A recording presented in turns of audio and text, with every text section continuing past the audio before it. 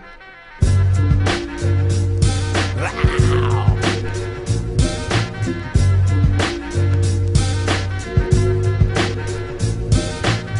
keeping busy making power moves. Say what? I'm keeping busy making power moves. Say what? I'm keeping busy making power moves. Taking little steps as I build up my rep, yeah. I mean, growing up as a kid, I had big dreams, as every young man does. You know, I wanted to be a millionaire. I wanted to have the Ferraris. I wanted to have the big house. You know, I wanted the big boob girls walking around in my back garden. You know, I wanted that lifestyle. That's what I wanted.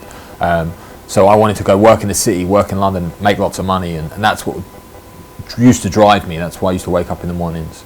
I was an account executive for a PR promotions company, and I was working with some big accounts, putting together, you know, big campaigns for them to market products, and I was trying to build a career and make money. That's what I wanted to do. My life changed when I found MMA and I started doing mixed martial arts, and my perspective changed, and all I thought about was MMA, competing, and money didn't matter to me. I gave up everything to do mixed martial arts. I gave up all the money I had, and lived in the gym and trained all the time, and it got me to this point now where I am now today.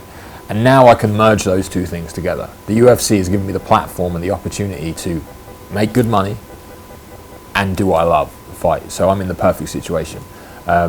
So the businessman in me, that I used to run clothing stores, I ran a few businesses. I tried a lot of businesses that didn't work. You know, I've gone through a lot of things in my life to get to this point. And now I'm, like I said, I'm at the point. But fighting, you know, fighting's one of those things. I treat it like a business. I treat my training like work. You know, and people say, "Oh, that must be boring." Well, it's a job. You know, I'm doing what I love, and I get to do it for a living. So I love going to training, but I still have to be there at certain times. I still have to organise myself. I'm a very organised person. I set goals for myself. I set goals for my camps, for months, for weeks. You know, so I'm always on track and I'm always hitting targets. And that's how I look at a business. You know. Businesses have to hit targets, they have to stay on track, they have to be commanded, you have to have someone pushing things forward, and that's how I see my UFC career. I'm really trying to run it like a business. So it's something that's worked for me, the approach I'm taking, and it will continue to work for me. If you are in the UFC and you are complaining about money, go to another organisation and fight for pennies. You know, the UFC pay us handsomely for what we do. I turn up, I compete probably 2 to 3 times a year. So 2 to 3 days a year I compete and I get paid. I get paid very well for what I do. You know, like Dana White has come out publicly saying about sponsorship. Sponsorship's not his problem, and it's not his problem. Fighters sponsors, fighters pay. He pays us well enough. You know, I feel that, and I'm at the lowest end of the scale getting paid. You know, bonuses, all the rest of it's great. But 3 days out of the year you compete. What do you do with yourself for the other 362? You know, what are you doing?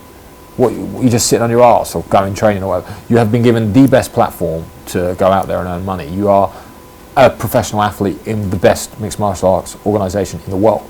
You know, you are a world-class athlete. You have to sell that to other people to make money. So I believe that there is so much money out there to gain from being in the UFC outside of fighting. You should earn more money outside of the Octagon than you do in it. That's how I believe, that's my approach, and that's what I'm doing.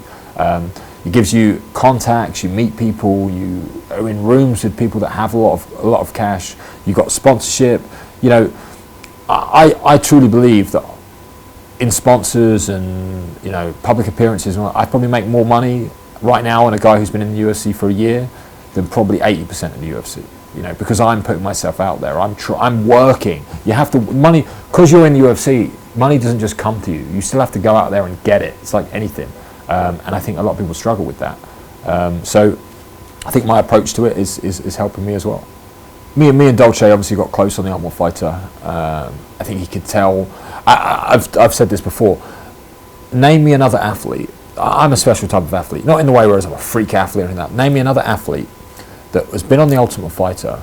I met my manager on the Ultimate Fighter. I had Chael corner me for 2 fights, and I had a continued relationship with Chael Sonnen. And I'm running seminars for Mike Dolce. I made contacts. The Ultimate Fighter is not about just winning the Ultimate Fighter. It's about the people you meet. It's just a huge deal. The publicity you get, the contacts you can make, and the opportunities that just arise, and you have to be ready to take them. And the Dolce diet is, you know, it has so many fans over here in Europe. There's just so many, and the EMEA has so many fans, and they don't have access.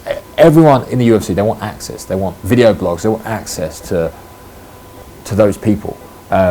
So I spoke to Dolce and I said, listen, you've got a huge fan base over here in England, massive. You know, I talk to people about you all the time, and they're diehard fans. Why don't you come over here, do some seminars, meet with some people, and you know? And he's like, yeah, it's so difficult to run. Like for him to, he doesn't know. You know, he's lived in England for a little while, but he couldn't set something like that up. If we go over to Singapore, you know, he doesn't know anyone over there. So it's tough to do. And I said, listen, I'll run the seminars, you come and turn up and just speak, that's all you got to do, and we'll make a business out of it. And we trialled it. What I thought, the time the opportunity came was, he was coming over for UFC Fit, so his flights were paid to come over and do UFC Fit. They launched it here in England, and they're doing it through the gym box, and he was over here doing the media for that. So I said, when you're here for that weekend, we'll do a seminar together. I just texted him, let's do a seminar. He said, okay. I tweeted out, Mike Dolce's coming over to London for a seminar. Who's interested? Email me, you know. And I had 127 emails in like 20 hours. 127 people wanted to meet Mike Dolce. So I was just like, man, there's a business there. There is an opportunity there to make some money and spread the word of the Dolce diet. Again, something I believe in and I'm passionate about, diet, and make some cash. It's the perfect business.